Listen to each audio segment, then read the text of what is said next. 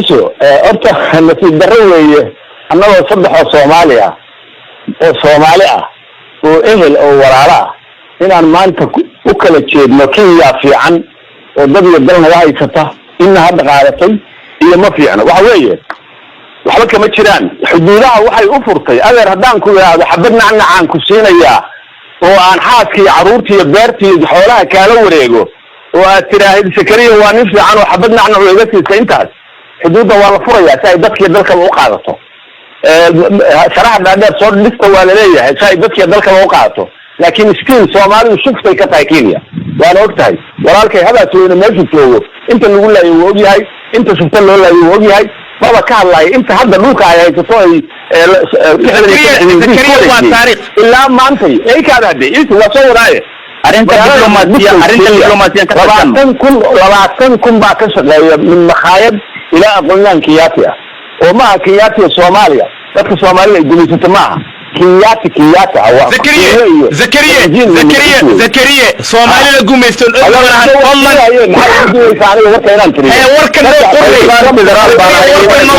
BBC ka hadlaysa live tahay erey qurxin diblomaasiyadda labada dal aan ka hadlayno maya meesha Zakariya warkii noo qurxi dood BBC aan wadna diblomaasiyad wuxuu ninkan sheegay ma ku khilaafsanta taariikh iyo shufta iyo Soomaalida gumaysto iyo ereyadaas ma ahan mawduucan ka hadlayno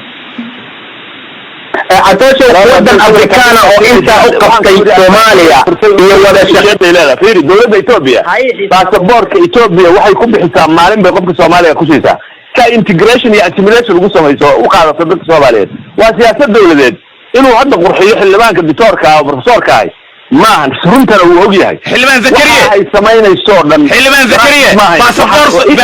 إثيوبيا كما هلا لا هي ما باسبور إثيوبيا كما هلا الدبلوماسية ده لوضع الموضوع وحي كاهي دتك Soomaaliya dalka u socotay way joogtaa Kenya man hadaan la iska qabanna oo aan la iska muxuu muusina xamar bay imanaysaa xamar Zakariya ereyada aan ku hadlayso dhan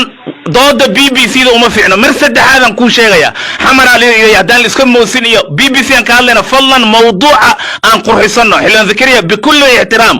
mawduuca diblomaasiyadeed iyo xiisada labada dal aan ka hadalno waxaan u baaqayaa Cabdi Ismaaciil Samatar waaye dawladda Kenya dawladda Soomaaliya haye dawladda Kenya dawladda Soomaaliya waxa dhaxmaray haye wax weyn weeye waa wax bad dacwadeed socoto weeye BBC ma saddex bada ku ekaa shuftay iyo xamar la iimaanaya iyo inaga daa iyo taariikh hore 60kii inaga daa horta Cabdirasaaq oo anigu BBC waxay rabto sheegi maayo waxaan anigu rabo oo run ah oo umada Soomaaliyeed rabto baan sheegayay hore marda ma haydin BBC ma rabtay Ingiriisku ma rabo Ingiriisku ninka dalkayga bixiyay weeye waxa soo haray waxa wasaaraddu tiri kulligeed waa run wixii hadaysan run ahayn xiriirka uma aysan jarteen anuguna waxaan qabaa in dawladda Kenya meesha hadda ay marayso haddaan fiiri darbigii la ogaa waxaad inkareysaan fiiri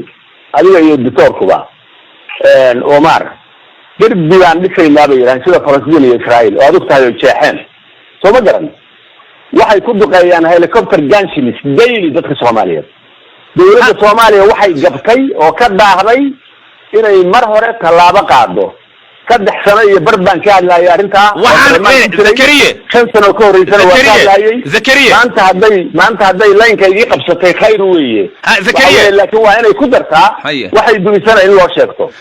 Zakariya waxaan rabaa waxa weeyaan walaalow horta maalin cadayn aan BBC umayso maalin walba inay Kenya dadlayso hadalka waxaan rabaa in xaqiiqda laga aado mawduuca hadda aan ka hadlayno waxyaabo hore oo dhacay ma information-ka naga qaado BBC waa idaacade information kan naga qaado laakiin cadayn wallahi waa dadkii billahi sallah ma maalin walba ciidan dadlayo dhan bay dhageysanaysaa ma waxa leedahay been sheego BBC ku xurmee هاي لكن وحن روا وحي إني عدنيا لتيدا عدن كهذا زكريا موضوعنا كنا قلنا سؤال شيء جواب لا دونك جارديان كآخر وحكى آخر صار رويترز وحكى آخر صار جورنال الصومالي وحكى آخر صار صومالي ستار هاي سؤال شيء جواب تيدا رويمان عدين ما الله هيا إن وين هذا الرسالة اللي يقول لي هذا رجع لي دقيقة وين جبتي برونك اللي يقول لي وأنا كهذا اللي واحد مرة هي وهذا ركتي هاي مرة هي وأنا كهذا اللي BBC ده وين شكت حول لا يجدل اللي يقول لي دل لا وين شكت هي موضوع معهن ذكريا موضوع هذا قال لنا كمان كده كده بالانس اوف بيمنت دقيقة balansiga dhaqaalaha oo ka hadlay wadaadkan xildhibaankan Soomaalida ah laakiin kii u shaqeynaya waxa weeye Dr. Omar hadda erayga fiiri balansiga dhaqaalaha Kenya ayaa hadda naga badsata annaga maynisa iyadu waa balance qof kasta Soomaaliya maadaama dalkii burbursan yahay kii maal gashada qof kasta Soomaaliya dastuur ka dhigta qaadka way keentaa ayaga ayaa lagu qaba haye su'aasha aan ku soo noqono Zakariya iyadu lacag ma siiso iyo intaas si shaqaalahooda ka shaqeeya moogtahay kumanaan shaqaalaha ay leeyihiin ma ka shaqeeya Zakariya su'aasha aan u soo noqono dooda inay naga faaftaan diidanahay cadayn ma lahayaa dawladda Kenya inay Jubbaland ku cadaadinayso inqilaaf ay geliso doorashada su'aasha way cadda xilman Zakariya bikulli ihtiram وزارة arrimaha dawladda sida sheegtay waa taas weeye adiga ka cadeyn waa ma san inta ka rabaa waad ma san wazaaradda waa sheegtay waad ma san